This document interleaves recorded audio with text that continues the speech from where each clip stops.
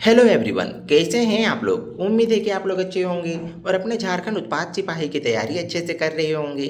तो चलिए फ्रेंड्स, आज आप लोगों के लिए लेके आए हैं महा मैराथन क्लास, जिसका है पार्ट 4 वीडियो। ठीक है, इससे पहले का यदि आप लोग पार्ट 1 और पार्ट 2 और पार्ट 3 नहीं देखे होंगे तो इस वीडियो को देखने के बाद वो वीडियो को जरूर देख लीजिए, ताकि मतलब कि आपका टॉपिक वाइज क्लियर हो जाए। ठीक है, ये चैप्टर वाइज लिया जा रहा था, जिसमें से बहुत ही इंपॉर्टेंट था, जो आपके एग्जाम के पॉइंट ऑफ व्यू से बहुत ही इंपॉर्टेंट है। ठीक है, और आपका सारा चैप्टर वाइज आपका क्लियर हो जाएगा, तो इसमें से आपका मतलब कि कहीं भी छूटने का कोई उम्मीद नहीं रहेगा। तो आज आपका है पार्ट 4, जो है हिंदी क्षितिज भाग 2 का।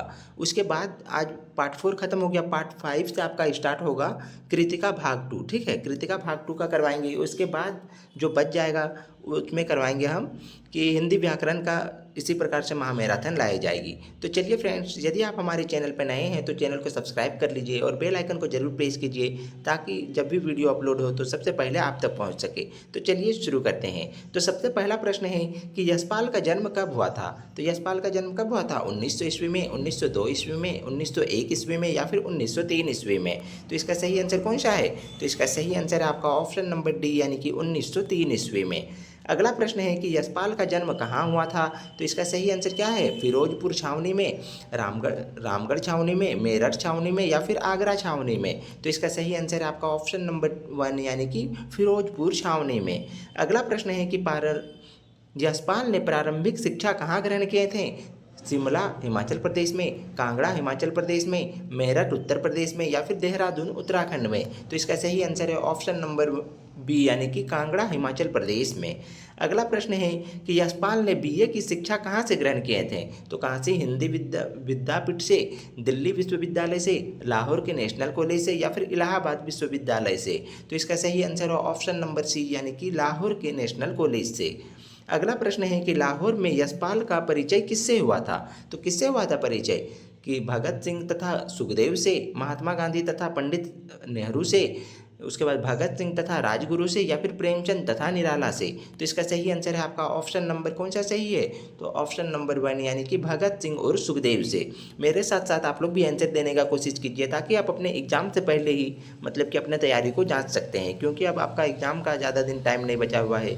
22 मार्च को आपका एग्जाम होने वाला है। तो मेरे साथ साथ आप लोग भी यदि आंसर दीजिएगा तो इसमें आपको मतलब कि आप अपने एग्जाम से पहले ही जांच सकते हैं कि आपका तैयारी किस लेवल से है। तो चलिए आगे बढ़ते हैं। अगला प्रश्न है कि यशपाल को जेल क्यों जाना पड़ा था। यशपाल को जेल क्यों जाना पड़ा था? अपराध के कारण, भ्रमण के लिए उत्सुकतावश के कारण या फिर स्वतंत्रता संग्राम के कारण। तो इसका सही आंसर है आपका ऑप्शन नंबर डी, यानी कि स्वतंत्रता संग्राम के कारण जेल जाना पड़ा था। किसको? तो यशपाल जी को जाना पड़ा था। अगला प्रश्न है कि यशपाल की रचनाओं का सीधा सरोकार किससे होता है। तो किससे होता है? आम आदमी से, खास आदमी से, व्यापारी से या फिर कृषक वर्ग से। तो इसका सही आंसर है ऑप्शन नंबर ए, यानी कि आम आदमी से होता है। अगला प्रश्न है कि यशपाल किस शैली के विशिष्ट रचनाकार है। तो छायावादी, यथार्थवादी, सामंतीवादी या फिर आशावादी। तो इसका सही आंसर है ऑप्शन नंबर सी, सॉरी दोस्तों, ऑप्शन नंबर बी होगा यथार्थवादी। ठीक है, इसको सही कर लीजिए, ये सी गलत है। अगला प्रश्न है कि यशपाल का कौन सा उपन्यास भारत विभाजन में त्रासदी का मार्मिक दस्तावेज है। तो कौन सा है? सच्चा झूठा, झूठा सच, झूठ सच या फिर सच झूठ। तो इसका सही आंसर कौन सा है? तो इसका सही आंसर है आपका ऑप्शन नंबर बी, यानी कि झूठा सच। अगला प्रश्न है कि यशपाल ने लखनवी अंदाज में किस वर्ग पर व्यंग और कटाक्ष किया है। तो सामंती वर्ग पर, व्यापारी वर्ग पर, कृषक वर्ग पर या फिर शिक्षित वर्ग पर। तो इसका सही आंसर कौन सा है? तो ऑप्शन नंबर ए, यानी कि सामंती वर्ग पर।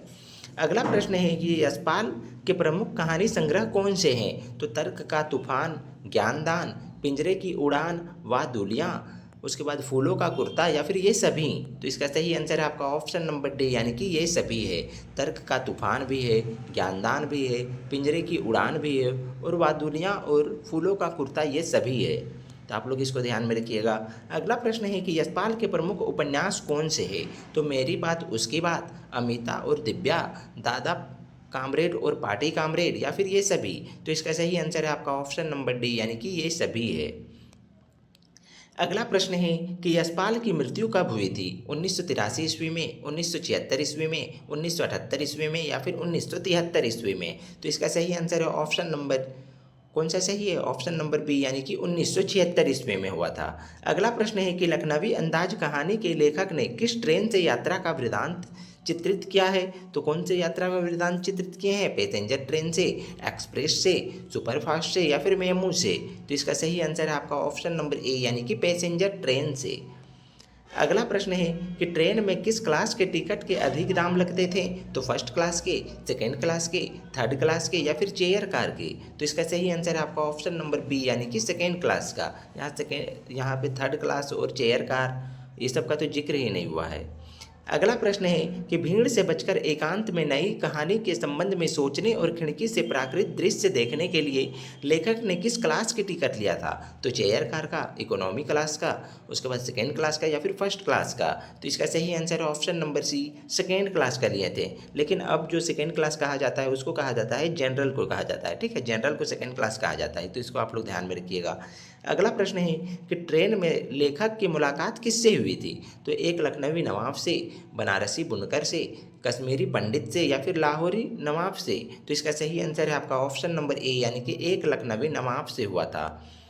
अगला प्रश्न है कि सफ़ेद पोश सज्जन ट्रेन में किस मुद्रा में बैठे थे? तो कौन से मुद्रा में बैठे थे? पद्मासन में, पालथी मारकर, फैल कर या फिर पैर चढ़ाकर? तो इसका सही आंसर है आपका ऑप्शन नंबर बी यानी कि पालथी मार कर बैठे थे। अगला प्रश्न है कि ट्रेन में बैठे सज्जन की चिंता में विघ्न क्यों पड़ा? तो गाना सुनाई पड़ने के कारण, लेखक के आ जाने के कारण, गाड़ी रुकने के कारण या फिर लड़ाई होने के कारण? तो इसका सही आंसर है आपका ऑप्शन नंबर बी यानी कि लेखक के आ जाने के कारण। अगला प्रश्न है कि सज्जन ने ट्रेन में अपने सामने क्या रखा था? तो 1 दर्जन केले, पाँव भर अनार, उसके बाद सेब की टोकरी या फिर ताजे चिकने खीरे? तो इसका सही आंसर है आपका ऑप्शन नंबर डी यानी कि 2 ताजे चिकने खीरे रखे थे। अगला प्रश्न है कि नवाब साहब ने अपनी सीट के नीचे क्या रखा था? तो जग, प्लेट, गिलास या फिर लोटा? तो इसका सही आंसर है आपका ऑप्शन नंबर डी यानी कि लोटा रखे थे। अगला प्रश्न है कि नवाब साहब ने जेब से क्या निकाला? तो कंघी, चाकू, कलम या फिर गिलास? तो इसका सही आंसर है आपका ऑप्शन नंबर बी यानी कि चाकू निकाले थे खीरा को काटने के लिए। अगला प्रश्न है कि कहानी के अनुसार किस स्टेशन के खीरा बेचने वाले खीरों का इस्तेमाल का तरीका जानते थे? तो कहाँ के खीरा बेचने वाले जानते थे? कौन सा स्टेशन का? बनारस के, दिल्ली के, गोरखपुर के या फिर लखनऊ के? तो इसका सही आंसर होगा आपका ऑप्शन नंबर डी, लखनऊ में। अगला प्रश्न है कि लखनऊ स्टेशन पर खीरा बेचने वाले खीरे के साथ ग्राहकों के सामने और क्या प्रस्तुत करते थे? मतलब कि और क्या देते थे? तो जीरा मिला हुआ नमक, लाल मिर्च की पुड़िया, ए और बी दोनों या फिर इनमें से कोई नहीं? तो इसका सही आंसर है ऑप्शन नंबर सी यानी कि ए तथा बी दोनों, यानी कि जीरा मिला हुआ नमक भी देते थे और लाल मिर्च की पुड़िया भी देते थे। अगला प्रश्न है कि नवाब साहब के पास कौन सा खीरा था? तो लखनऊ का बालम खीरा, बिहार का सदाबहार खीरा, प्रयाग का कुंभन खीरा या फिर इनमें से कोई नहीं? तो इसका सही आंसर है ऑप्शन नंबर ए यानी कि लखनऊ का बालम खीरा। अगला प्रश्न है कि नवाब साहब ने किसे खीरे की पेशकश किए थे? मतलब किसके खीरे का अवसर दिए थे, मतलब कि अवसर किसको दिए थे खीरा खाने का? तो सहयात्री को, लेखक को, टीटीई को या फिर भिखमंगे को? तो इसका सही आंसर होगा आपका ऑप्शन नंबर बी यानी कि लेखक को दिए थे, लेकिन लेखक नहीं लिए थे। क्यों नहीं लिए थे? तो आत्मसम्मान की रक्षा के कारण नहीं लिए थे। अगला प्रश्न है कि नवाब साहब ने खीरों को रसास्वादन किस प्रकार किया? तो खाकर, चाटकर, सूंघकर या फिर देखकर? तो इसका सही आंसर है ऑप्शन नंबर सी यानी कि सूंघकर किए थे। अगला प्रश्न है कि नवाब साहब की खीरा इस्तेमाल करने का इस तरीका को लेखक ने संतुष्ट होने का कौन सा तरीका बताया था? तो सूक्ष्म, नफीस, एब्स्ट्रैक्ट या फिर ये सभी? तो इसका सही आंसर है आपका ऑप्शन नंबर डी यानी कि ये सभी तरीका था। एक ही है, इसका मतलब सभी का एक ही होता है। सूक्ष्म मतलब छोटा सा, ठीक है, नफीस मतलब भी वही है, एब्स्ट्रैक्ट मतलब भी वही है। अब अगला प्रश्न है कि लेखक ने कहानी के माध्यम से किन लोगों पर कटाक्ष किया है? तो जमीनी लोगों पर, उसके बाद सामाजिक लोगों पर, बनावटी लोगों पर या फिर शिक्षित लोगों पर? तो इसका सही आंसर है ऑप्शन नंबर सी यानी कि बनावटी लोगों पर। किसके जैसा? तो जो नवाब साहब थे उसके जैसा बनावटी आदमी पर यह कटाक्ष किए हैं। अगला प्रश्न है कि नवाब साहब ने खीरे के फांकों को खिड़की के बाहर क्यों फेंक दिया था? तो क्यों फेंके थे? खिड़की मतलब कि कड़वी होने के कारण, खराब होने के कारण, खानदानी रईसों का अंदाज दिखाने के कारण या फिर मूर्खता के कारण? तो इसका सही आंसर क्या है? तो इसका सही आंसर है आपका ऑप्शन नंबर सी, यानी कि खानदानी रईसों का अंदाज दिखाने के कारण फेंक दिए थे। अगला प्रश्न है, नवाब साहब ने खीरे के फांकों को कैसे नज़र से देखा? तो कैसे नज़र से देखा था? नवाबी नज़र से, लालची नज़र से, खोई खोई या फिर सतृष्ण? तो इसका सही आंसर है आपका ऑप्शन नंबर डी, यानी कि सतृष्ण। और सतृष्ण का मतलब क्या होता है? तो यह होता है लालच भरी नज़र से, क्योंकि वह तो खाना चाहते थे, खाने के लिए लिए थे, लेकिन लेखक को देखें तो अब मतलब अपना नवाबी दिखाने लगे, तो इसमें घाटा किसका है? नवाब का ही घाटा है। अगला प्रश्न है कि वार्तालाप की शुरुआत किसने किए थे? तो लेखक ने, नवाब साहब ने, दुकानदार ने या फिर इनमें से कोई नहीं? तो इसका सही आंसर है आपका ऑप्शन नंबर बी, यानी कि नवाब साहब ने। अगला प्रश्न है कि लेखक ने खीरा खाने से क्यों इनकार कर दिया था? वो अभी ऊपर में आंसर बताए थे, इसका कि कौन सा होगा सही? भूख नहीं थी, आत्मसम्मान की रक्षा हेतु, अहंकारी होने के कारण या फिर दूसरों की चीज़ खाना नहीं पसंद करते थे? तो इसका सही आंसर है आपका ऑप्शन नंबर बी, यानी कि आत्मसम्मान की रक्षा हेतु। अगला प्रश्न है कि आंखें चुराना मुहावरा का अर्थ है क्या? है आंखें चुराने का मुहावरा का अर्थ? आंखों की चोरी करना, आंखें न रहना, नजरें बचाना या फिर आंखों को छुपा देना? तो इसका सही आंसर है आपका ऑप्शन नंबर सी, यानी कि नजरें बचाना। अगला प्रश्न है, लखनवी अंदाज पाठ के आधार पर बताइए कि अपदार्थ वस्तु किसे कहा गया है? अपदार्थ वस्तु, ठीक है, किसे कहा गया है? खीरे को, डिब्बे को, माड़ी को या फिर इनमें से कोई नहीं? तो इसका सही आंसर है आपका ऑप्शन नंबर ए, यानी कि खीरे को कहा गया है अपदार्थ वस्तु, ठीक है, तो इसको भी आप लोग ध्यान में रखिएगा। अगला प्रश्न है कि डिब्बे में बैठे सज्जन को देखकर लेखक किस विषय में अनुमान करने लगे? तो किस विषय में अनुमान करने लगे थे? नवीन कहानी के विषय में, उसके बाद रेलवे कर्मचारियों के विषय पर, नवाब साहब की असुविधा और संकोच के कारण के विषय में या फिर दूरी के विषय में? तो इसका सही आंसर है आपका ऑप्शन नंबर सी, यानी कि नवाब साहब की असुविधा और संकोच के कारणों का विषय के बारे में अनुमान करने लगे थे। अगला प्रश्न है कि सफ़ेद पोश का क्या अर्थ होता है? तो अभी जो सफ़ेद पोश आदमी जो बैठा हुआ था, कौन? तो नवाब बैठे हुए थे, तो उसके बारे में बताया गया है कि सफ़ेद पोश जो है उसका कपड़ा है, तो उसको किसको बताया गया, मतलब कि कौन सा रूप को दर्शाता है, इसका अर्थ क्या होता है? तो सफ़ेद कपड़े, सफ़ेद कपड़े के पहनने वाला, उसके बाद साफ सुथरा या फिर भद्र पुरुष? तो इसका सही आंसर है आपका ऑप्शन नंबर डी, यानी कि भद्र पुरुष कहा गया है इस पाठ में, तो आप लोग इसको जरूर याद रखिएगा। अगला प्रश्न है कि लेखक की पुरानी आदत क्या थी? तो अकेले में गीत गाना, अकेले में सो जाना, अकेले में तरह तरह की कल्पनाएं करना या फिर पुस्तकें पढ़ना? तो इसका सही आंसर है आपका ऑप्शन नंबर सी, यानी कि अकेले में तरह तरह की कल्पनाएं करना, क्योंकि वह कवि थे, तो कल्पना नहीं करेंगे तो अच्छे मतलब कि कैसे सोच पाएंगे? अच्छे मतलब कि कल्पना करना मतलब कि विचार करना, ठीक है, अपने मतलब कि अंदर ही अंदर विचार करना, कल्पना करना, उसी को कहा जाता है। अगला प्रश्न है कि नवाब साहब को क्या गवारा न था? तो लेखक के बातों गवारा न था, मंजिलों दर्ज का यात्रा करते दिखना, खीरा खाना या फिर इनमें से कोई नहीं? तो इसका सही आंसर है आपका ऑप्शन नंबर बी, यानी कि मंजिले दर्जे की यात्रा करना, जो सेकेंड क्लास में मतलब कि सफ़र कर रहे थे, तो यही गवारा न गया था। अगला प्रश्न है कि लेखक कनखियों से किसके ओर देख रहा था? लेखक कनखियों से किसके ओर देख रहे थे? खिड़की की तरफ, घर की तरफ, स्टेशन की तरफ या फिर नवाब साहब की तरफ? तो इसका सही आंसर है ऑप्शन नंबर डी, यानी कि नवाब साहब की तरफ कनखी मार के मतलब तिरछी निगाहों से देख रहे थे। अगला प्रश्न है कि अचानक रेल के डिब्बे में लेखक को देखकर नवाब साहब की आंखों में कौन सा भाव दिखाई दिया था? तो असंतोष का भाव, गुस्सा का भाव, खुशी का भाव या फिर प्रेम का भाव? तो इसका सही आंसर है आपका ऑप्शन नंबर ए, यानी कि असंतोष का भाव दिखाई दिया था। अगला प्रश्न है कि नवाब साहब ने खीरे की तैयारी के बाद उसका क्या किए थे? तो उसको क्या किए थे? काटे थे, पहले छीले थे, फिर काटे थे, फिर नमक और जीरा का जो पाउडर था, मिर्च का पाउडर, उसको भुड़भुड़ाए थे, उसके बाद क्या किए थे? तो खिड़की से बाहर फेंक दिए थे, साथ बैठे मुसाफिरों को दे दिए थे, लेखक को दिए थे या फिर स्वयं खा गए थे? तो इसका सही आंसर है आपका ऑप्शन नंबर ए, यानी कि खिड़की के बाहर फेंक दिए थे।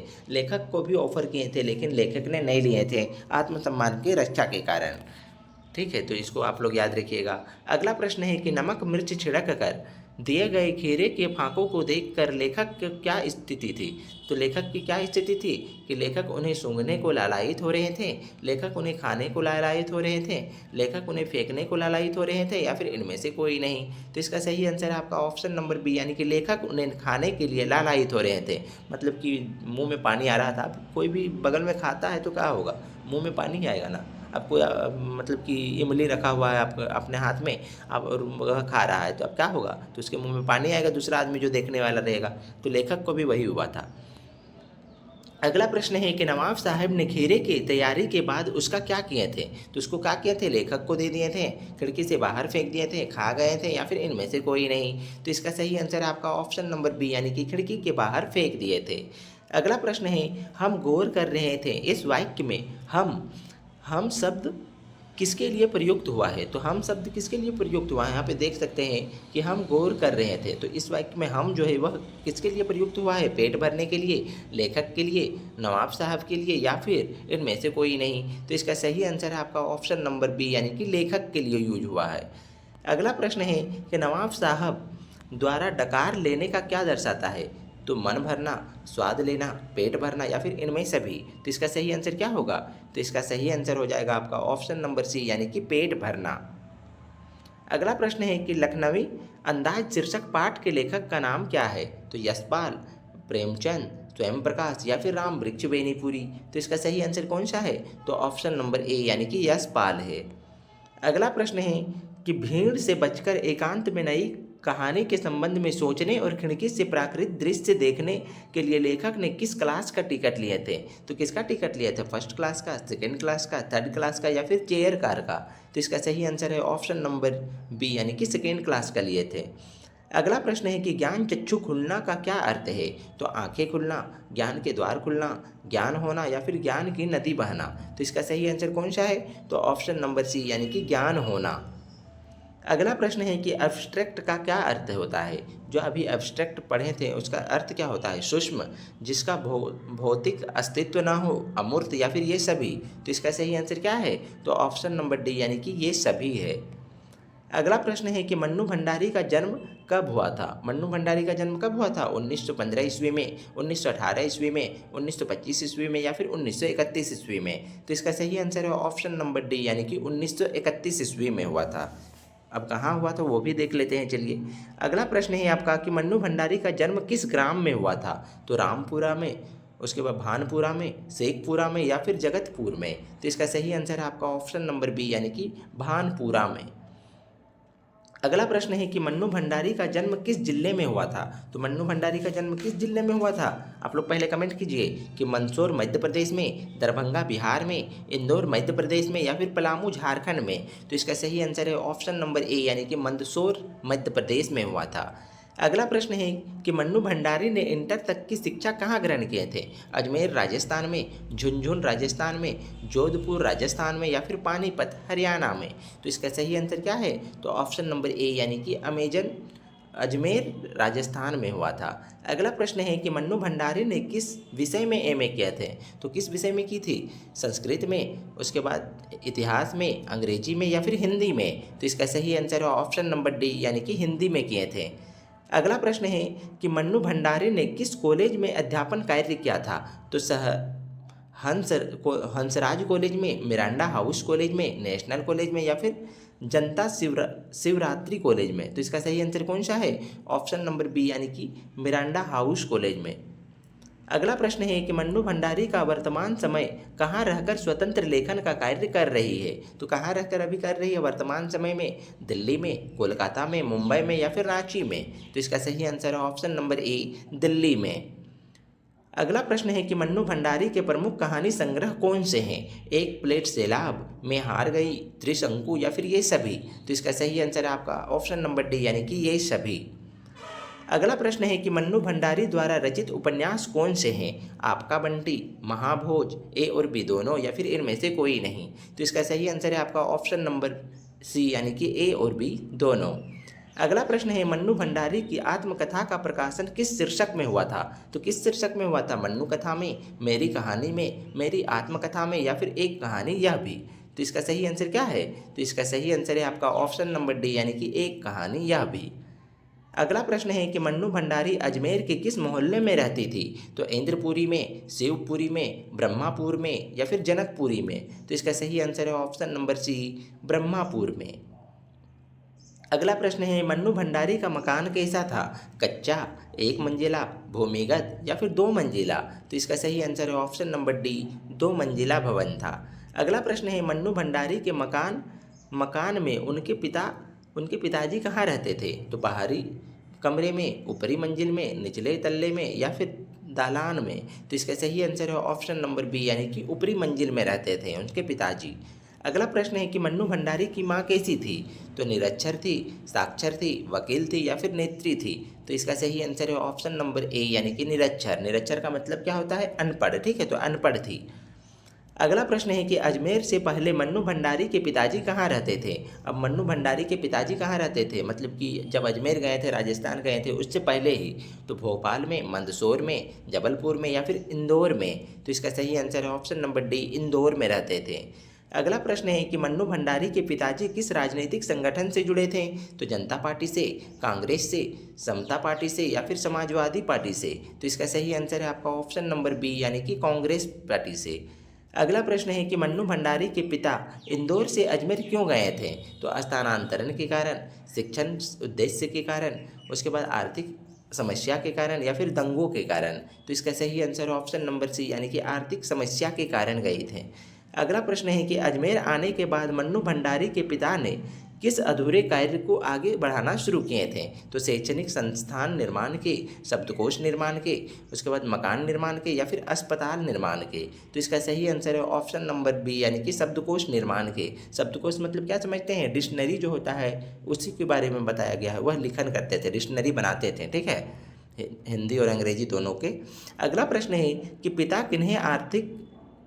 किन्हें अपनी आर्थिक विषमता का भाग नहीं बनाना चाहते थे? तो पत्नी को, माता को, बच्चों को या फिर मित्रों को? तो इसका सही आंसर है ऑप्शन नंबर सी, यानी कि बच्चों को नहीं बनाना चाहते थे। अगला प्रश्न है कि पिता के क्रोध का शिकार सदा किसे होना पड़ता था? तो माँ को, भाई को, स्वयं को या फिर बहन को? तो इसका सही आंसर कौन सा है? तो ऑप्शन नंबर ए, यानी कि माँ को होना पड़ता था। किसके माँ के होना पड़ता था? तो मन्नू भंडारी के माँ को, यानी कि जो उसके पिताजी, ठीक है, उसकी माँ ही होगी। अगला प्रश्न है कि मन्नू भंडारी का रंग कैसा था? मन्नू भंडारी कैसी थी? काली थी, गोरा थी, श्याम वर्ण थी या फिर भूरा थी? तो इसका सही आंसर है ऑप्शन नंबर ए, यानी कि काली थी। ठीक है। अगला प्रश्न है कि मन्नू भंडारी बचपन में कैसी थी? सुस्त थी, दुबली और मरियल थी, मोटी तथा स्वस्थ थी या फिर स्वस्थ और सक्रिय थी? तो इसका सही आंसर है ऑप्शन नंबर बी, यानी कि दुबली और मरियल थी। अगला प्रश्न है कि मन्नू के पिता उनकी तुलना किससे क्या करते थे? तो रंजना से, सुशीला से, चांदनी से या फिर शिल्पा से?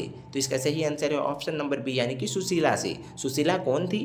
तो सुशीला थी मन्नू भंडारी की बड़ी बहन। ठीक है, तो इसको आप लोग जरूर याद रखिएगा। अगला प्रश्न है सुशीला मन्नू से कितने वर्ष की बड़ी थी? 3 साल की, 2 साल की, 4 साल की या फिर 1 साल की? तो इसका सही आंसर है आपका ऑप्शन नंबर बी, यानी कि 2 साल की छोटी थी मन्नू। अगला प्रश्न है मन्नू भंडारी कितने भाई बहन थे? 5 भाई बहन, 7 भाई बहन, 8 भाई बहन या फिर 4 भाई बहन? तो इसका सही आंसर है आपका ऑप्शन नंबर ए, यानी कि 5 भाई बहन थे। अगला प्रश्न है कि सबसे बड़ी बहन की शादी के समय मन्नू कितने वर्ष की थी? मन्नू कितने वर्ष की थी? 8 वर्ष की, 7 वर्ष की, 3 वर्ष की या फिर 9 वर्ष की? अगला प्रश्न है मतलब कि इसका सही आंसर क्या होगा? ऑप्शन नंबर बी, यानी कि 7 वर्ष की। अभी देखिएगा, अभी कुछ यहाँ पे गलत भी इस पार्ट में दिया गया था, लेकिन आप लोग को बता दिया जाएगा। ठीक है, कि होना नहीं चाहिए था लेकिन भी हुआ है। अगला प्रश्न है आपका कि सुशीला की शादी कब और कहाँ हुई थी? 1942 ईस्वी में दिल्ली में, 1944 ईस्वी में कोलकाता में, 1948 ईस्वी में आगरा में या फिर 1946 ईस्वी में मुंबई में? तो इसका सही आंसर है ऑप्शन नंबर बी, यानी कि 1944 ईस्वी कोलकाता में हुई थी। अगला प्रश्न है कि मन्नू के पिता रसोई को क्या कहते थे? तो अन्नपूर्णा, रसोई, देवस्थल या फिर भटियार खाना? तो इसका सही आंसर है ऑप्शन नंबर डी, यानी कि भटियार खाना कहते थे रसोई घर को। अगला प्रश्न है कि मन्नू भंडारी ने मैट्रिक की परीक्षा कब पास किए थे? तो कब पास किए थे? 1945 ईस्वी में, 1946 ईस्वी में, 1947 ईस्वी में या फिर 1948 ईस्वी में? तो इसका सही आंसर है आपका ऑप्शन नंबर ए, यानी कि 1945 ईस्वी में। अब देखिए कि 1944 ईस्वी में जो हुआ था, 1944 ईस्वी में शीला की शादी हुआ था। ठीक है, जो सुशीला थी उसकी बड़ी बहन की शादी हुई थी। उस समय कितने वर्ष की, मतलब कि कितने वर्ष की छोटी थी? तो उस आपका 7 वर्ष था जब इसके शादी हुआ था। उस समय 7 वर्ष थी मन्नू भंडारी के। 1944 में 7 वर्ष था, तो 1945 में कितना वर्ष हुआ? तो 1945 में 1 वर्ष बढ़ा दीजिए तो 8 साल हो रहा है। 8 साल की उम्र में क्या मैट्रिक की परीक्षा देगी? यह तो गलत हो गया, सरासर गलत है। लेकिन जो मतलब कि किताब बनाए हैं उसका गलती है बोल सकते हैं। तो चलिए कोई बात नहीं, जो आपका सही आंसर है यही है आपका 1945 ईस्वी में। अगला प्रश्न है कि फर्स्ट ईयर में पहुंचने के बाद सावित्री गर्ल्स हाई स्कूल में मन्नू की मुलाकात किससे हुई थी? तो शीला अग्रवाल से, प्रियंका पटेल से, सुशीला सेन से या फिर मनीषा कुमारी से? तो इसका सही आंसर है ऑप्शन नंबर ए यानी कि शीला अग्रवाल से हुआ था। अगला प्रश्न है सावित्री गर्ल्स हाई स्कूल कब कॉलेज बना था? तो 1942 ईस्वी में, 1943 ईस्वी में, 1944 ईस्वी में या फिर 1945 ईस्वी में? तो इसका सही आंसर है ऑप्शन नंबर सी यानी कि 1944 ईस्वी में।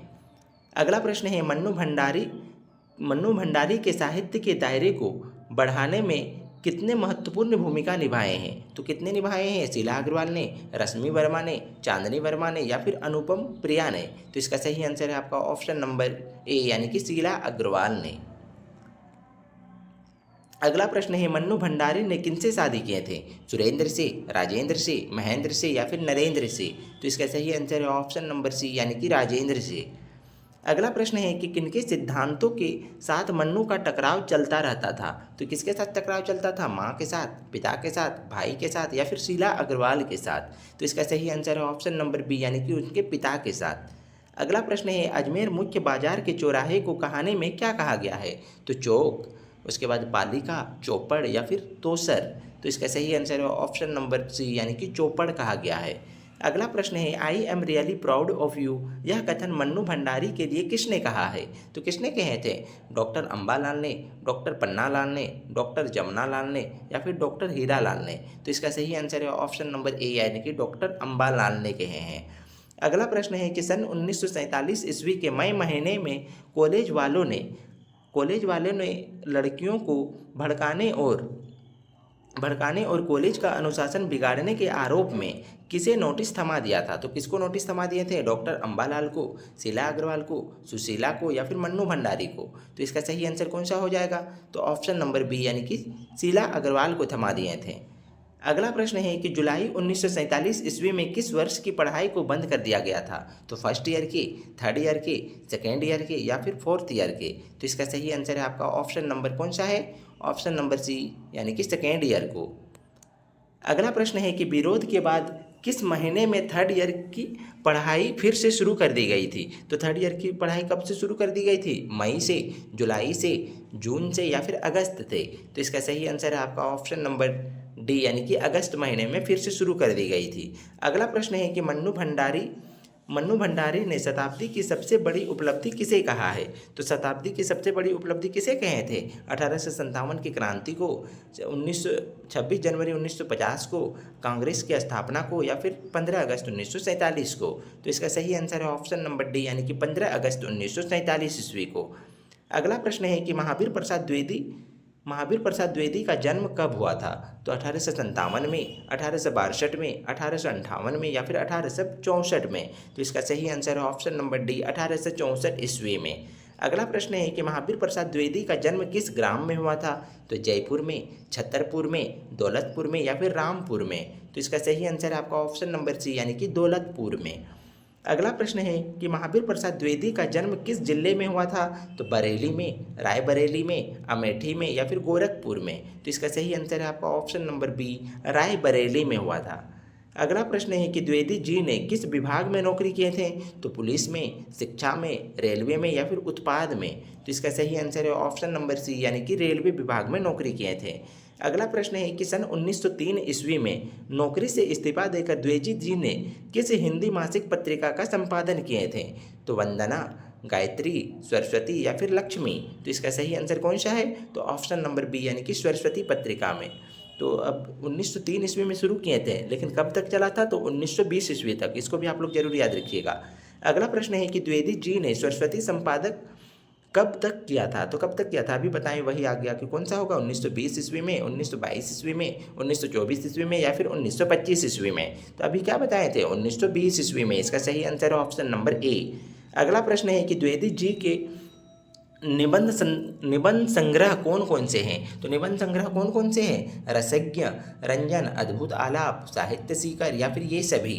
तो इसका सही आंसर है आपका ऑप्शन नंबर डी यानी कि ये सभी हैं। अगला प्रश्न है कि अर्थशास्त्र से संबंधित द्विवेदी जी की पुस्तकें कौन कौन सी है, तो मतलब कौन सी है, समाजशास्त्र, संपत्ति शास्त्र, धनशास्त्र या फिर अर्थशास्त्र। तो इसका सही आंसर है ऑप्शन नंबर बी, संपत्ति शास्त्र है।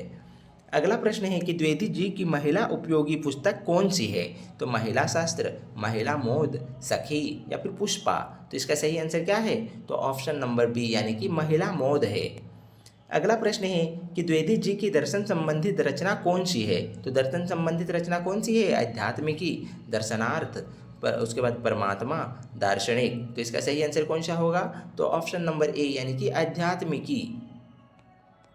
अगला प्रश्न है कि द्विवेदी जी की कविताओं का संग्रह कौन सा है, तो द्विवेदी रचनावली, द्विवेदी काव्य संग्रह, द्विवेदी काव्यमाला या फिर द्विवेदी काव्यांजलि। तो इसका सही आंसर है ऑप्शन नंबर सी यानी कि द्विवेदी काव्यमाला।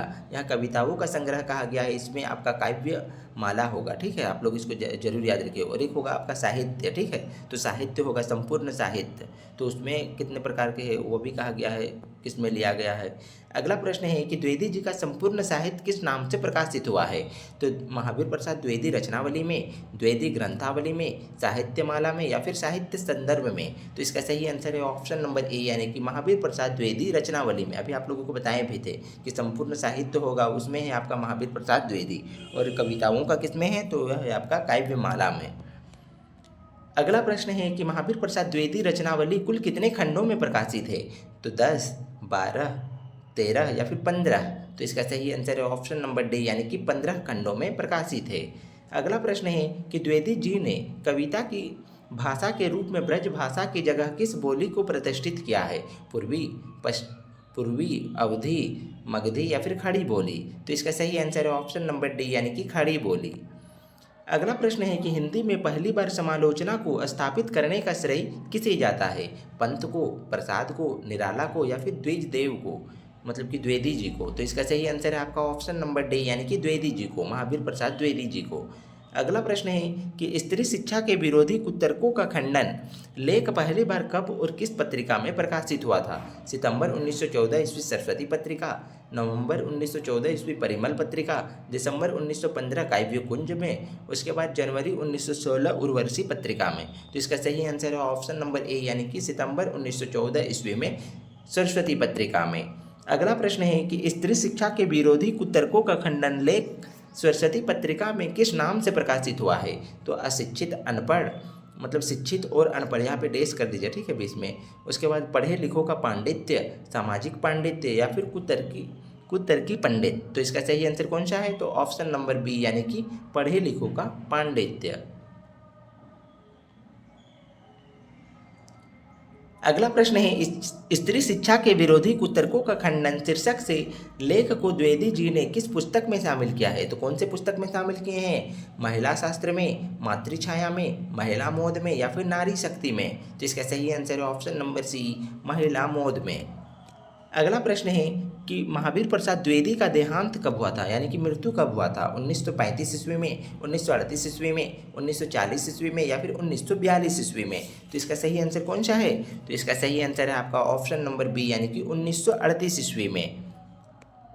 अगला प्रश्न है कि द्विवेदी जी ने स्त्री शिक्षा के विरोधी कुतर्कों का खंडन लेख में स्त्रियों को न पढ़ाए जाने के किनके तर्कों का तथ्यात्मक खंडन किया है, तो किसके तर्कों को मतलब कि खंडन किए थे आपका, इसका सही आंसर क्या होगा, शिक्षित वर्ग के, अपढ़ वर्ग के, लेखक वर्ग के या फिर कृषक वर्ग के। तो इसका सही आंसर है ऑप्शन नंबर ए यानी कि शिक्षक वर्ग के, मतलब शिक्षित वर्ग के। अगला प्रश्न है कि नाटकों में किन्होंने कुलीन स्त्रियों से अपढ़ों की भाषा में बात कराई है, तो किससे करवाई है, हिंदी नाटककार ने, संस्कृत कवियों ने, ऋषि मुनियों ने या फिर देवताओं ने। तो इसका सही आंसर क्या है, आप लोग कमेंट कीजिए पहले। तो इसका सही आंसर होना चाहिए कौन सा, कमेंट कीजिए। तो इसका सही आंसर होगा आपका ऑप्शन नंबर बी यानी कि संस्कृत कवियों ने, ठीक है, तो इसको आप लोग ध्यान में रखिएगा। अगला प्रश्न है कि शकुंतला ने किसे कटु वाक्य कहे थे, तो किसे कहे थे, भीम को, दुष्यंत को, पृथ्वीराज को या फिर भरत को। तो इसका सही आंसर है ऑप्शन नंबर बी यानी कि दुष्यंत को कहे थे कटु वाक्य। अगला प्रश्न है कि पुरानी नाटकों में स्त्रियों को कौन सी भाषा का प्रयोग करते हुए दिखाया गया है, तो कौन सी भाषा का, प्राकृत भाषा, संस्कृत भाषा, ब्रज भाषा या फिर हिंदी भाषा। तो इसका सही आंसर है आपका ऑप्शन नंबर ए यानी कि प्राकृत भाषा। अगला प्रश्न है कि पुराने शिक्षाविदों के अनुसार स्त्रियों का प्राकृत बोलना उनके क्या होने का प्रमाण है। तो क्या है, शिक्षित होने का, जागरूक होने का, अपढ़ होने का, या फिर नेतृत्व होने का, नेतृत्वकर्ता होने का। तो इसका सही आंसर क्या होगा, तो इसका सही आंसर होगा आपका ऑप्शन नंबर सी, अपढ़ होने का। जो पुराने शिक्षाविद थे वह अनपढ़ बोलते थे स्त्रियों को, जो प्राकृत भाषा बोलना भी जानते थे। अगला प्रश्न है कि उत्तर रामचरित्र में ऋषियों की वेदांत वादिनी पत्नियों को मतलब कि कौन सी भाषा बोलती थी, कौन सी भाषा बोलती थी ऋषियों को वेदांत वादिनी पत्नी को कौन सी भाषा बोलती थी, प्राकृत, हिंदी, संस्कृत या फिर ब्रज भाषा। तो इसका सही आंसर है ऑप्शन नंबर सी, संस्कृत भाषा बोलते थे। अगला प्रश्न है कि बौद्धों तथा जैनों के अधिकांश ग्रंथ किस भाषा में लिखे गए हैं। तो प्राकृत भाषा में, अवधी भाषा में, ब्रज भाषा में या फिर मगधी भाषा में। तो इसका सही आंसर क्या है, तो ऑप्शन नंबर ए यानी कि प्राकृत भाषा में लिखे गए हैं। अगला प्रश्न है कि शाक्य मुनि तथा उनके चेले किस भाषा में धर्मोपदेश देते थे। तो अंग्रेजी भाषा में, हिंदी भाषा में, मगधी भाषा में या फिर प्राकृत भाषा में।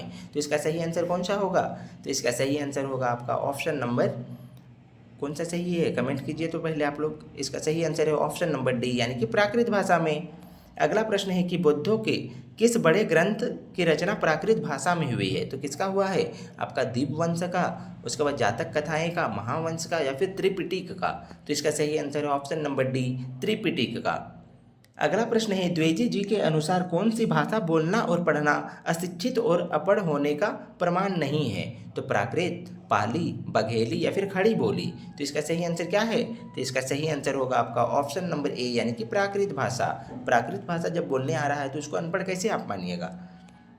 अगला प्रश्न है कि प्राकृत भाषा में कुछ महत्वपूर्ण ग्रंथ है। तो कौन से प्रमुख ग्रंथ है महत्वपूर्ण ग्रंथ, कुमार पालचरित, सेतुबंध महाकाव्य, गाथा सप्तशती या फिर ये सभी। तो इसका सही आंसर है ऑप्शन नंबर डी, ये सभी है। अगला प्रश्न है कि द्विवेदी जी ने किन भाषाओं को आज का प्राकृत कहा है। तो कौन से भाषा को कहे हैं, हिंदी को, बांग्ला को, मराठी को या फिर ये सभी को। तो इसका सही आंसर है ऑप्शन नंबर डी, ये सभी भाषा को कहे हैं। अगला प्रश्न है कि श्रीमद् भागवत दसम स्कंद के उत्तरार्ध में किस अध्याय में रुक्मणी हरण का कथा है। तो किसमें है, 50वें में, 92वें में, 53वें में या फिर 12वें में, 72वें में। तो इसका सही आंसर कौन सा है, ऑप्शन नंबर सी यानी कि 53वें में है। अगला प्रश्न है कि रुक्मणी ने एकांत में बैठकर लिखा पत्र ब्राह्मण के हाथों किसे भिजवाया था। श्री कृष्ण को, सुदामा को, अर्जुन को या फिर बलराम को। तो इसका सही आंसर क्या है, ऑप्शन नंबर ए यानी कि श्री कृष्ण को भिजवाए थे। अगला प्रश्न है सीता ने लक्ष्मण से किसके संबंध में कटु वाक्य कहे हैं। तो किसके संबंध में कहे हैं, हनुमान के, लव कुश के, लक्ष्मण के या फिर रामचंद्र के। तो इसका सही आंसर क्या है, तो ऑप्शन नंबर डी यानी कि रामचंद्र के। यहाँ पे दो मतलब कि कटु वाक्य का यूज हुआ है। एक किए थे द्रौपदी जी किसके किए थे, तो दुष्यंत के किए थे, मतलब शकुंतला किए थे दुष्यंत को, ठीक है। और दूसरा है आपका सीता कहे थे लक्ष्मण से किसके बारे में, तो रामचंद्र के बारे में। अगला प्रश्न है कि लेखक के अनुसार प्राचीन काल के किसके माध्यम से स्त्रियों को शिक्षित किया जाता था। तो किसके माध्यम से किया जाता था, विद्या से, घर से, समाज से या फिर नृत्य और संगीत से। तो इसका सही आंसर होगा आपका ऑप्शन नंबर डी यानी कि नृत्य और संगीत से शिक्षित किया जाता था। अगला प्रश्न है कि द्विवेदी जी ने किस भाषा को पढ़े लिखे विद्वानों की भाषा कहा है। तो किसको कहे हैं, संस्कृत को, प्राकृत को, हिंदी को या फिर उर्दू को। तो इसका सही आंसर क्या होगा, तो ऑप्शन नंबर यहाँ पे ए है, ठीक है। संस्कृत भी, प्राकृत भी है, आप लोग मतलब कि जिसको भी आप लोग सही कीजिएगा ये सही हो जाएगा, दोनों भाषा है। अगला प्रश्न है कि लेखक ने किसके विचार को खंडित किया है। तो विद्वानों के, शिक्षकों के, धर्म स्त्रियों के या फिर उपयुक्त सभी के, धर्मशास्त्रियों के। तो इसका सही आंसर क्या है, ऑप्शन नंबर डी यानी कि उपयुक्त सभी के, यानी विद्वानों के, शिक्षकों के और धर्मशास्त्रियों के। क्योंकि वह पढ़ने नहीं देते थे स्त्रियों को, तो इसीलिए उसके विरोध किए थे ना, तो सभी को। अगला प्रश्न है कि लेखक के अनुसार स्त्रियों को शिक्षा न देने के कौन से कारण सही नहीं है। तो स्त्रियाँ बिगड़ जाएंगी, स्त्रियाँ कमज़ोर हो जाएंगी, स्त्रियाँ पढ़ लिख कर समाज को बदल देंगी या फिर स्त्रियाँ गंवार बन जाएगी। तो यह कौन सा कथन जो है गलत है। तो इसका सही आंसर होगा आपका ऑप्शन नंबर 4 यानी कि स्त्रियाँ गंवार बन जाएगी। स्त्रियाँ गंवार बन जाएगी, पढ़ेगी लिखेगी तो वह आगे बढ़ेगी ना, तो वह गंवार थोड़ी रहेगी। अगला प्रश्न है कि लेखक के अनुसार किसे शिक्षा शिक्षा प्राप्त करने के प्रति प्रेरित करना है चाहती है, तो किसे करना चाहते हैं प्रेरित? पुरुषों को, स्त्रियों को, बच्चों को या फिर विद्वानों को? तो इसका सही आंसर है ऑप्शन नंबर बी यानी कि स्त्रियों को। अगला प्रश्न है, द्विवेदी जी ने स्त्रियों को शिक्षा न देने के विचार को क्या कहा है? तो कुतर्क, सही, आवश्यक या फिर महत्वपूर्ण? तो इसका सही आंसर है ऑप्शन नंबर ए यानी कि कुतर्क कहे हैं। तभी ना इसका स्त्री शिक्षक विरोधी कुतर्कों का खंडन, ठीक है, तो कुतर्क कहे हैं। अगला प्रश्न है कि लेखक के अनुसार कौन सी भाषा सामान्य लोग की भाषा थी? तो संस्कृत, हिंदी, प्राकृत या फिर अंग्रेजी? तो इसका सही आंसर है ऑप्शन नंबर 3 यानी कि प्राकृत भाषा। अगला प्रश्न है कि द्विदेवी जी ने, मतलब कि महावीर प्रसाद द्विवेदी जी ने जी के अनुसार प्राचीन काल में स्त्रियों की शिक्षा न पाने का क्या कारण हो सकता है? तो शिक्षा की कमी, समय की कमी, शिक्षा की जरूरत नहीं थी या फिर शिक्षा का विरोध? तो इसका सही आंसर है आपका ऑप्शन नंबर 4 यानी कि शिक्षा का विरोध था। उस समय स्त्रियों को शिक्षा नहीं दिए जाते, तो इसी प्रकार से नहीं स्त्रियाँ कर पा रही थी, तो यही कहे हैं शिक्षा का विरोध। अगला प्रश्न है कि लेखक ने किनके शब्दों को अनर्थ, मतलब कि अनर्थ न पढ़ने की सलाह दिए थे? तो कौन दिए थे? सीता ने और शकुंतला ने, श्री कृष्ण और रुक्मणी ने, उसके बाद बुद्ध और महावीर ने या फिर विद्वानों और शिक्षकों ने? तो इसका सही आंसर क्या है आप लोग कमेंट करके बताइएगा, ठीक है, इसका आंसर आप लोग कमेंट बॉक्स में दीजिएगा। तो चलिए अगला प्रश्न है कि रुक्मणी ने श्री कृष्ण को जो पत्र लिखा था वह किस भाषा में था? संस्कृत भाषा में, प्राकृत भाषा में, हिंदी भाषा में या फिर उर्दू भाषा में? तो इसका सही आंसर है ऑप्शन नंबर ए यानी कि संस्कृत भाषा में। अगला प्रश्न है कि लेखक ने किसके उदाहरण से साबित किया है कि स्त्रियां शिक्षित थी? तो सीता के, शकुंतला के, रुक्मणी के या फिर यशोधरा के? तो इसका सही आंसर है आपका ऑप्शन नंबर 3 यानी कि रुक्मणी के, क्योंकि रुक्मणी किस में लिखी थी? तो संस्कृत भाषा में लिखी थी। तो इसी से मतलब कि अनुमान लगाते हैं कि जो स्त्रियाँ थी वह पढ़ी लिखी थी, शिक्षित थी। अगला प्रश्न है कि लेखक के अनुसार प्राचीन काल में स्त्रियों को किस गतिविधि की पूरी आज़ादी थी? तो प्राचीन काल में कहा गया है, ठीक है, प्राचीन काल में कौन सा मतलब कि गतिविधियाँ, मतलब कि पूरी तरह से आप छूट बोल सकते हैं, ठीक है, आज़ादी यहाँ पे दिया हुआ है। तो नाचने के लिए, गाने के लिए, फूल चुनने के लिए या फिर उपयुक्त सभी के लिए? तो इसका सही आंसर है आपका ऑप्शन नंबर डी यानी कि उपयुक्त सभी के लिए। नाचने के लिए भी छूट था, गाने के लिए भी छूट था, फूल चुनने के लिए भी छूट था, लेकिन सिर्फ और सिर्फ पढ़ाई करने के लिए बंदी लगाया गया था, पढ़ाई में विरोध था। अगला प्रश्न है कि द्विवेदी जी ने किस काल की स्त्रियों को शिक्षित होने का उदाहरण दिए हैं? तो वैदिक काल के, बौद्ध काल के, मुगल काल के या फिर आधुनिक काल के? तो इसका सही आंसर है ऑप्शन नंबर 2 यानी कि बौद्ध काल के।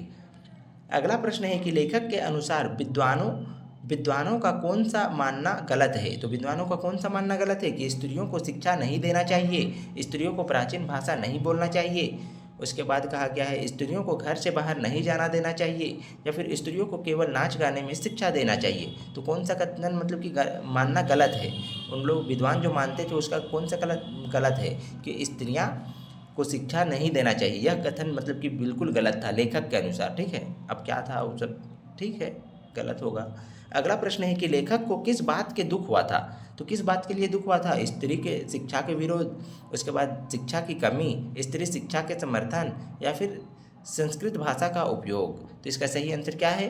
तो इसका सही आंसर है आपका ऑप्शन नंबर ए यानी कि स्त्री शिक्षा का विरोध। स्त्री शिक्षा का विरोध हो रहा था तो इसीलिए यह खंडन किया, ठीक है, लेखक। तो इसीलिए मतलब कि दुखी हुए थे कि स्त्रियों को उस समय शिक्षा नहीं दी जाती थी। अगला प्रश्न है कि यतीन्द्र मिश्र का जन्म कब हुआ था? यतीन्द्र मिश्र का जन्म कब हुआ था? 1972 ईस्वी में, 1975 ईस्वी में, 1977 ईस्वी में या फिर 1980 ईस्वी में? तो इसका सही आंसर कौन सा है? इसका सही आंसर है आपका ऑप्शन नंबर सी यानी कि 1977 ईस्वी में। अगला प्रश्न है कि यतीन्द्र मिश्र का जन्म कहाँ हुआ था? यतीन्द्र मिश्र का जन्म कहाँ हुआ था? अयोध्या में, प्रयाग में, गोरखपुर में या फिर हरिद्वार में? तो इसका सही आंसर है ऑप्शन नंबर ए यानी कि अयोध्या में हुआ था।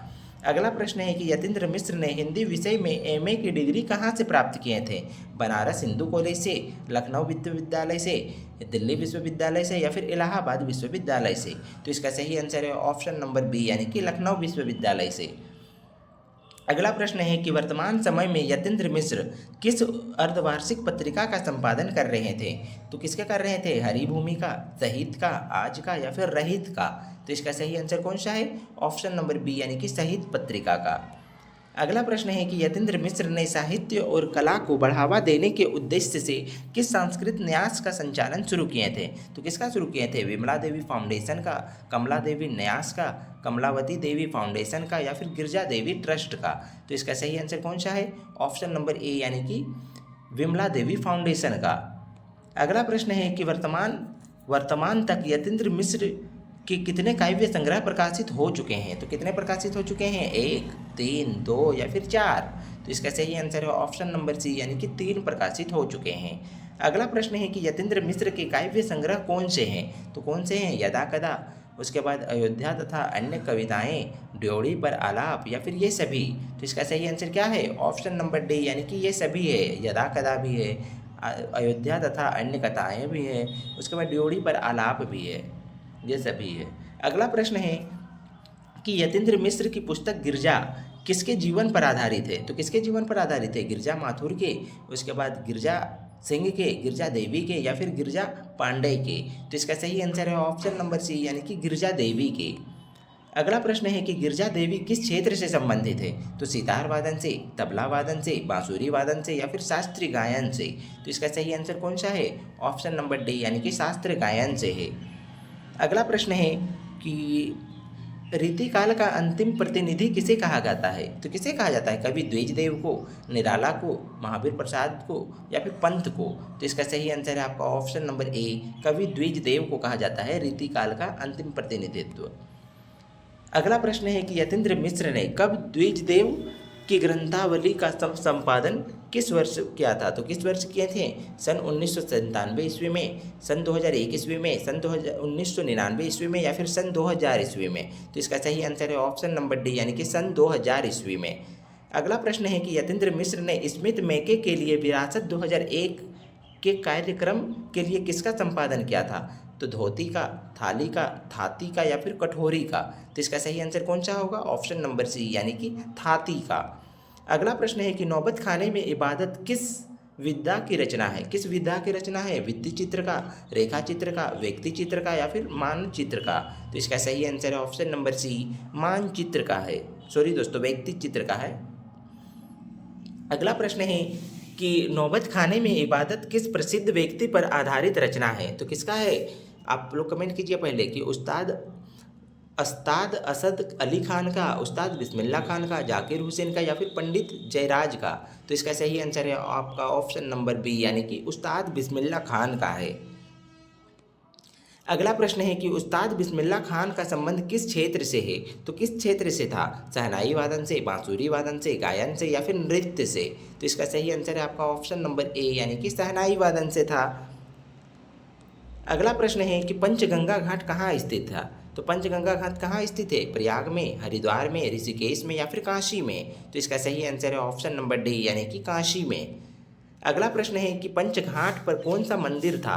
तो पंचघाट पर कौन सा मंदिर स्थित था? आप लोग पहले कमेंट कीजिए। तो इसका सही आंसर क्या होगा? महावीर प्रसाद द्विवेदी का, बालाजी का, विश्वनाथ मंदिर का, या फिर सूर्य मंदिर का? तो इसका सही आंसर है आपका ऑप्शन नंबर बी यानी कि बालाजी का मंदिर था। ठीक है, आप लोग इसको याद रखिएगा जरूर, बहुत इंपॉर्टेंट क्वेश्चन है यह। अगला प्रश्न है कि बिस्मिल्लाह खान का बचपन का नाम क्या था? तो बिस्मिल्लाह खान का बचपन का नाम क्या था?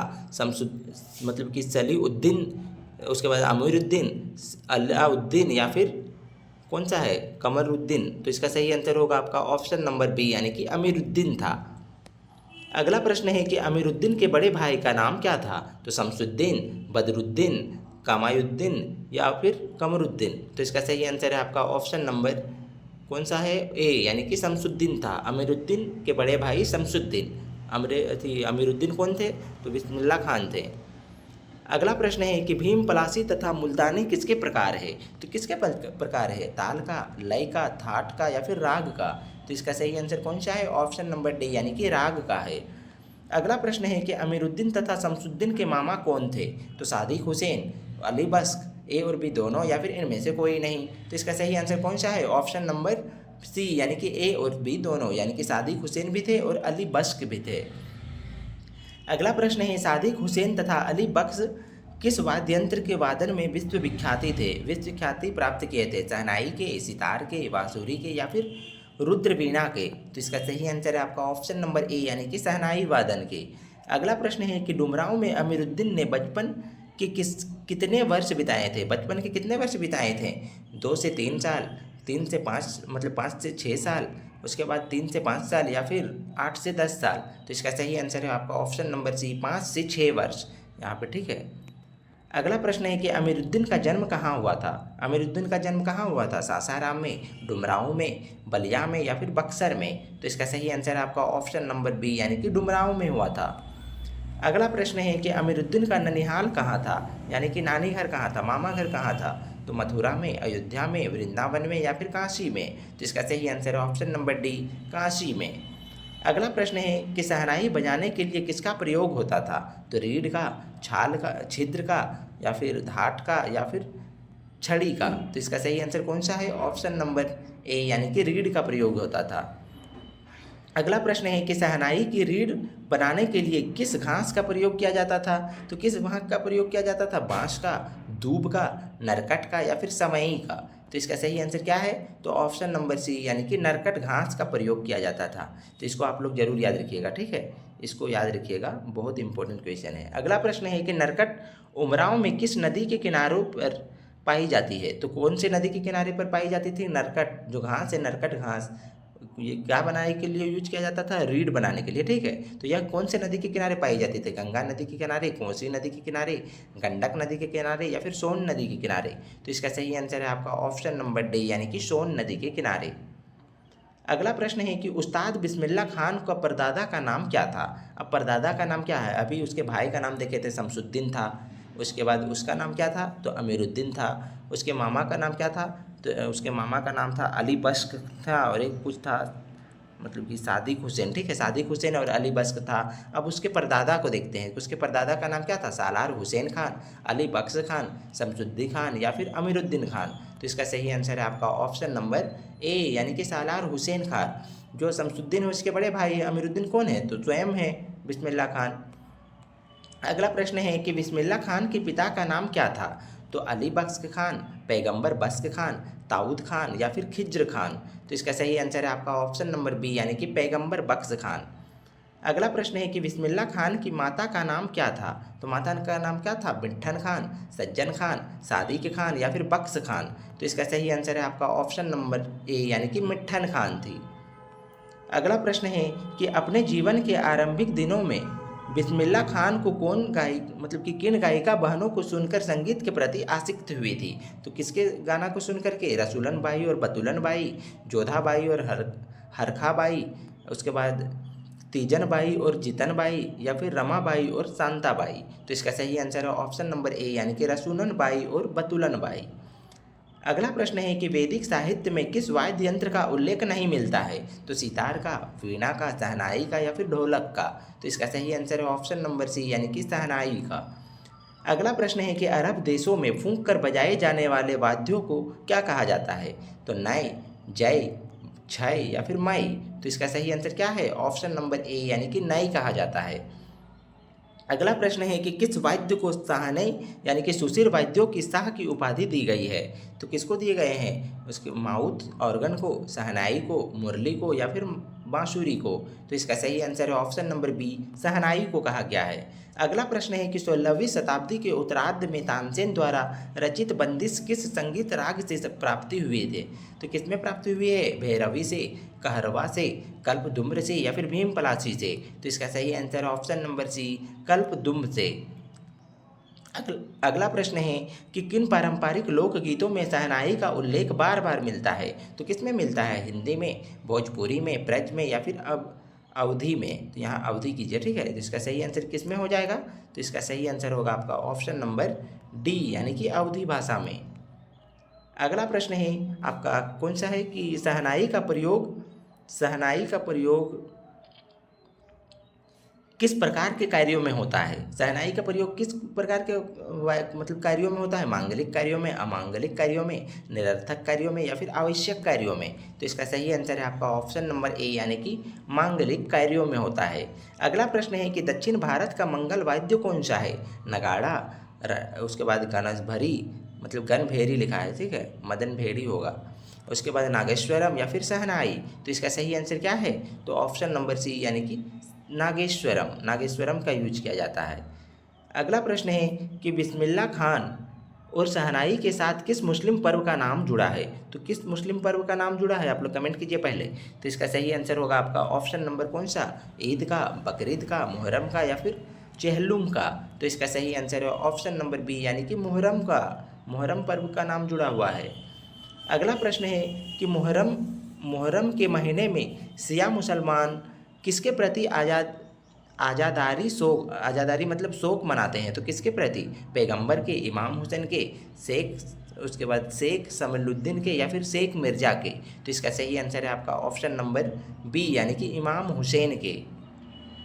अगला प्रश्न है मुहर्रम में कितने दिनों का शोक मनाया जाता है? तो 5 दिनों का, 7 दिनों का, 10 दिनों का या फिर 12 दिनों का। तो इसका सही आंसर है आपका ऑप्शन नंबर सी यानी कि 10 दिनों तक। अगला प्रश्न है कि किस दिन बिस्मिल्लाह खान को खड़े होकर शहनाई बजाते थे? तो किस दिन खड़े होकर मतलब कि शहनाई बजाते थे? आपका 30 तारीख को, 5वीं तारीख को, 8वीं तारीख को या फिर पहली तारीख को। तो इसका सही आंसर है ऑप्शन नंबर सी यानी कि 8वीं तारीख को बजाते थे खड़े होकर। अगला प्रश्न है कि बिस्मिल्लाह खान को पसंदीदा अभिनेत्री थी। तो बिस्मिल्लाह खान की पसंदीदा अभिनेत्री कौन थी? हेमा मालिनी, सुलोचना, साधना या फिर मंदाकिनी। तो इसका सही आंसर है आपका ऑप्शन नंबर बी यानी कि सुलोचना थी। अगला प्रश्न है कि बिस्मिल्लाह खान के बचपन के समय 3rd क्लास में फिल्म देखने के लिए कितने पैसे लगते थे? कितने लगते थे? 6, 12, 8 या फिर 10। तो इसका सही आंसर क्या होगा? इसका सही आंसर होगा आपका ऑप्शन नंबर ए यानी कि 6 लगता था। ठीक है, 6 पैसा, पैसा में है, रुपया आप लोग मत समझिएगा। यहाँ पे 12 पैसे हैं, 8 पैसे हैं, 10 पैसे हैं। तो इसका सही आंसर है आपका 6 पैसे लगते हैं। अगला प्रश्न है कि बालाजी मंदिर पर रोज़ शहनाई बजाने से बिस्मिल्लाह खान को कितना मेहनताना मिलता था? यानी कि बजाते थे तो उसको कितना मेहनत का दाम मिलता था? तो 1 रुपये, 58, 12 आने या फिर 54। तो इसका सही आंसर है आपका ऑप्शन नंबर बी यानी कि 58 मिलते था, 8 आना मिलता था, 50 पैसा। ठीक है। अगला प्रश्न है कि काशी के किस मंदिर में पिछले कई वर्षों से संगीत आयोजन होता आ रहा है? तो कौन से मंदिर में था? विश्वनाथ मंदिर, संकट मोचन मंदिर, बालाजी मंदिर या फिर सूर्य मंदिर। तो इसका सही आंसर है आपका ऑप्शन नंबर बी संकट मोचन मंदिर में। अगला प्रश्न है कि संकट मोचन मंदिर काशी में कहाँ स्थित है? तो रामनगर में, काशी में, लंका में या फिर गदोलिया में। तो इसका सही आंसर है ऑप्शन नंबर सी यानी कि लंका में। अगला प्रश्न है कि संकट मोचन मंदिर में हनुमान जयंती के अवसर पर कितने दिनों की शास्त्रीय संगीत की सभा होती थी? तो 4, 3, 2 या फिर 5। तो इसका सही आंसर क्या होगा? इसका सही आंसर हो जाएगा आपका ऑप्शन नंबर डी यानी कि 5 दिनों तक। अगला प्रश्न है कि काशी से बाहर रहने पर बिस्मिल्लाह खान किस दिशा की ओर मुंह करके बैठते थे? तो किस दिशा की ओर मुंह करके बैठते थे? काशी विश्वनाथ की ओर, संकट मोचन की ओर, बालाजी की ओर या फिर ए और बी दोनों की ओर। तो इसका सही आंसर है ऑप्शन नंबर डी यानी कि ए तथा बी दोनों की ओर, यानी कि काशी विश्वनाथ और संकट मोचन की तरफ मुंह करके बैठते थे। अगला प्रश्न है कि बिस्मिल्लाह खान की एक रीढ़ कितने समय तक गीली हो जाती थी? कितने समय में गीली होती थी? 5 से 7 मिनट में, 8 से 10 मिनट में, 15 से 20 मिनट में या फिर 20 से 30 मिनट में। तो इसका सही आंसर है आपका ऑप्शन नंबर सी यानी कि 15 से 20 मिनट में गीली हो जाती थी। अगला प्रश्न है कि शास्त्रों में काशी किस नाम से प्रतिष्ठित है? तो वाराणसी, आनंद कानन, यहाँ पे नंदन कानन है, ठीक है, या फिर आनंद कानन या फिर स्वर्ण कानन। तो इसका सही आंसर है ऑप्शन नंबर सी आनंद कानन। अगला प्रश्न है कि मलाई बर्फ वाले कहाँ से जा चुके थे? तो पक्का महाल से, गंगा घाट से, बनारस से या फिर कच्चा महाल से। तो इसका सही आंसर है आपका ऑप्शन नंबर ए यानी कि पक्का महाल से जा चुके थे। अगला प्रश्न है कि उस्ताद बिस्मिल्लाह खान की मृत्यु कब हुई थी? तो 20 अगस्त 2006 को, 21 अगस्त 2006 को, 23 अगस्त 2008 को या फिर 22 अगस्त 2005 को। तो इसका सही आंसर कौन सा है? ऑप्शन नंबर बी यानी कि 21 अगस्त 2006 को। अगला प्रश्न है कि भंदन आनंद कौशल्यायन का जन्म कब हुआ था? 1905 ईस्वी में, 1908 ईस्वी में, 1915 ईस्वी में या फिर 1915 ईस्वी में। 2 बार 1915 लिखा गया है, तो इसको आप लोग ज़्यादा ध्यान मत दीजिए। इसका सही आंसर क्या होगा वो आप लोग कमेंट कीजिए। तो इसका सही आंसर होगा आपका ऑप्शन नंबर ए यानी कि 1905 ईस्वी में। अगला प्रश्न है कि भंदन आनंद कौशल्यायन का जन्म कहाँ हुआ था? बंधन आनंद कौशल्यायन का जन्म कहाँ हुआ था, ठीक है। तो इसका आप लोग कमेंट कीजिए पहले। तो इसका सही आंसर क्या होगा, मिदनापुर में, महिसादल में, रेडमा में या फिर सोहाना ग्राम में। तो इसका सही आंसर है आपका ऑप्शन नंबर डी यानी कि सोहाना ग्राम में हुआ था। अगला प्रश्न है कि सोहाना ग्राम कहाँ स्थित है, पलामू जिले में, अम्बाला जिले में, मंदसौर जिले में या फिर गोरखपुर जिले में। तो इसका सही आंसर क्या है, तो इसका सही आंसर है आपका ऑप्शन नंबर बी यानी कि अम्बाला जिले में। अगला प्रश्न है कि बंधन आनंद कौशल्यायन के बचपन का क्या नाम था। तो बंधन आनंद कौशल्यायन का बचपन का नाम क्या था, राम बोला, नरेंद्र दत्त, हरनाम दास या फिर मोहन दास। तो इसका सही आंसर है ऑप्शन नंबर सी यानी कि हरनाम दास। और राम बोला किसका था, तो आप लोग कमेंट कीजिए पहले। राम बोला था तुलसीदास का, आप लोग ध्यान नहीं रखते हैं।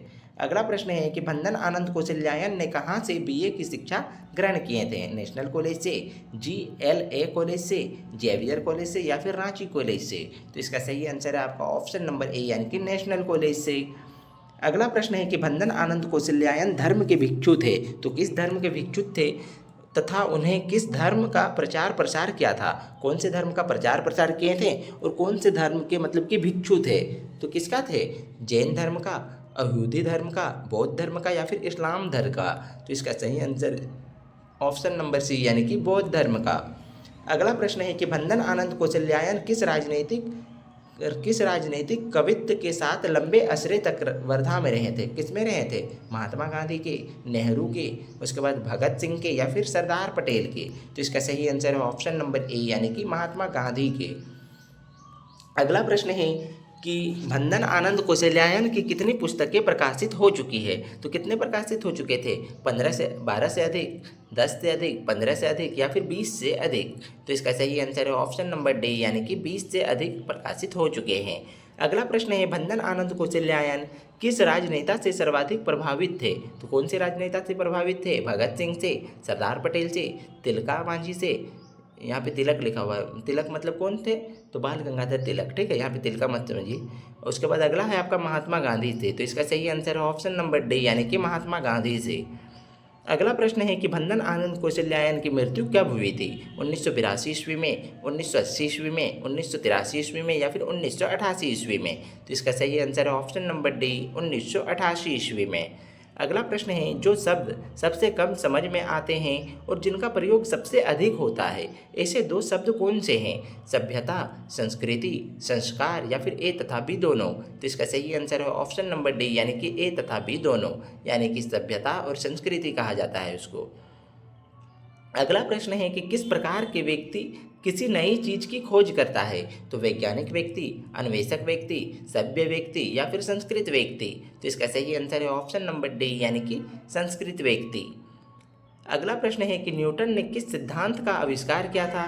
तो किस सिद्धांत का आविष्कार किए थे, गुरुत्वाकर्षण का सिद्धांत, परमाणु मॉडल, आवर्त सारिणी या फिर ऊर्जा संरक्षण का सिद्धांत। तो इसका सही आंसर है ऑप्शन नंबर ए यानी कि गुरुत्वाकर्षण का सिद्धांत। अगला प्रश्न है कि अपने डेस्क में रखे डबल रोटी के टुकड़ों को स्वयं न खाकर दूसरों को कौन खिलाता था। तो हिटलर ने, लेनिन ने, स्टालिन ने या फिर कार्ल मार्क्स ने। तो इसका सही आंसर है आपका ऑप्शन नंबर बी यानी कि लेनिन खिलाते थे। अगला प्रश्न है कि लेनिन को संस्कृति पाठ में क्या कहा गया है। तो क्या कहा गया है, भाग्य विधाता, रूस का बिस्मार्क, रूस का भाग्य विधाता या फिर दासों का मसीहा। तो इसका सही आंसर क्या है, इसका सही आंसर है आपका ऑप्शन नंबर सी यानी कि रूस का भाग्य विधाता कहा गया है। अगला प्रश्न है कि किसने संसार के मजदूरों को सुखी देखने के लिए अपना सारा जीवन कष्ट में बिताया था। तो कौन थे वह, कार्ल मार्क्स, अलेक्जेंडर, स्टालिन या फिर लेनिन। तो इसका सही आंसर है ऑप्शन नंबर ए यानी कि कार्ल मार्क्स। अगला प्रश्न है कि सिद्धार्थ ने आज से कितने वर्ष पूर्व गृह त्याग कर दिए थे। तो कितने वर्ष पूर्व गृह त्याग कर दिए थे, 5000 वर्ष पूर्व, 2500 वर्ष पूर्व, 3000 वर्ष पूर्व या फिर 1000 वर्ष पूर्व। तो इसका सही आंसर है आपका ऑप्शन नंबर बी यानी कि 2500 वर्ष पूर्व। अगला प्रश्न है कि अम्बाला जिला किस राज्य में स्थित है। तो झारखंड राज्य में, हरियाणा राज्य में, पंजाब राज्य में या फिर राजस्थान राज्य में। तो इसका सही आंसर है आपका ऑप्शन नंबर सी यानी कि पंजाब राज्य में। अगला प्रश्न है कि लेनिन को संस्कृति पाठ में क्या कहा गया है। तो इसका आंसर अभी बताए थे, क्या होगा इसका सही आंसर, तो ऑप्शन नंबर सी यानी कि रूस का भाग्य विधाता। अगला प्रश्न है अपनी डेस्क में रखे डबल रोटी के टुकड़ों को स्वयं न खाकर दूसरों को कौन खिलाता था। तो कौन खिलाता था, हिटलर, स्टालिन, लेनिन या फिर कार्ल मार्क्स। तो इसका सही आंसर है आपका ऑप्शन नंबर सी, लेनिन। अगला प्रश्न है कि मनीषी किसे कहा गया है। मनीषी किसे कहा गया है? वैज्ञानिक को, चिंतनशील को, उसके बाद कहा गया है आविष्कारक को या फिर लेखक को। तो इसका सही आंसर है ऑप्शन नंबर बी, यानी कि चिंतनशील को कहा गया है। अगला प्रश्न है कि किस प्रकार के व्यक्ति किसी नई चीज की खोज करता है। तो कौन से व्यक्ति नई चीज का खोज करते हैं? वैज्ञानिक व्यक्ति, अन्वेषक, सभ्य व्यक्ति या फिर संस्कृत व्यक्ति। तो इसका सही आंसर है ऑप्शन नंबर डी, यानी कि संस्कृत व्यक्ति। अगला प्रश्न है कि मनुष्यों के मिलने वाला ज्ञान उनके किस गुण के कारण हमें प्राप्त होता है। तो सौंदर्य के कारण, करुणा के कारण, सहज संस्कृति के कारण या फिर इनमें से कोई नहीं। तो इसका सही आंसर है ऑप्शन नंबर सी, सहज संस्कृति के कारण। अगला प्रश्न है कि आत्मविनाश के साधन का आशय है। तो आत्मविनाश का साधन का आशय क्या है? हथियार, क्रोध, द्वेष या फिर लोभ। तो इसका सही आंसर क्या है? ऑप्शन नंबर ए, यानी कि हथियार। क्रोध आता है उसके बाद आप हथियार उठाते हैं, ठीक है, लेकिन क्रोध भी है तो आप लोग मान सकते हैं, लेकिन इसका सही आंसर है यहाँ साधन पूछा गया है। तो साधन क्या होगा? तो साधन, ये क्रोध क्या है? यह आपका भाव है और साधन हो गया आपका हथियार। अगला प्रश्न है कि मानव की वह योग्यता जो उससे आत्मविनाश के साधनों का आविष्कार कराती है। तो कौन सा है? असभ्यता, अनैतिकता, असंस्कृति या फिर इनमें से कोई नहीं। तो इसका सही आंसर है ऑप्शन नंबर सी, यानी कि असंस्कृति है। अगला प्रश्न है कि नफासत का क्या अर्थ है। नफासत का क्या अर्थ होता है? बढ़िया, गंदगी, प्रदूषण या फिर स्वच्छता। तो इसका सही आंसर है आपका ऑप्शन नंबर सी, यानी कि प्रदूषण। नफासत कहा जाता है प्रदूषण को। तो आई होप कि आप लोगों को वीडियो अच्छी लगी होगी। यदि आप लोगों को वीडियो अच्छी लगी होगी तो कम से कम मतलब चैनल को आप सब्सक्राइब नहीं किए हैं तो सब्सक्राइब करके बेल आइकन को जरूर प्रेस कीजिए, ताकि जब भी वीडियो अपलोड हो तो सबसे पहले आप तक पहुंच सके। और यदि आपके लिए जो एक क्वेश्चन बीच में दिया गया था होमवर्क के लिए, तो उसका आंसर आप लोग जरूर कमेंट बॉक्स में कीजिए, ठीक है। उसके बाद इसी प्रकार से महामैराथन क्लास लाई जाएगी। अब कृतिका भाग 2 का लाई जाएगी, ठीक है। 4 क्लास में आपका मतलब कि 4 मैराथन का क्लास में आपका पूरा क्षितिज भाग 2 यानी कि 17 चैप्टर को खत्म कर दिया गया है, वो भी चैप्टर बाय चैप्टर। इसमें आपको एक भी क्वेश्चन मतलब कि नहीं छूटेगा इस पार्ट से। तो चलिए अब मिलते हैं अगले वीडियो में नए टॉपिक के साथ। तब तक के लिए जय हिंद, वंदे मातरम।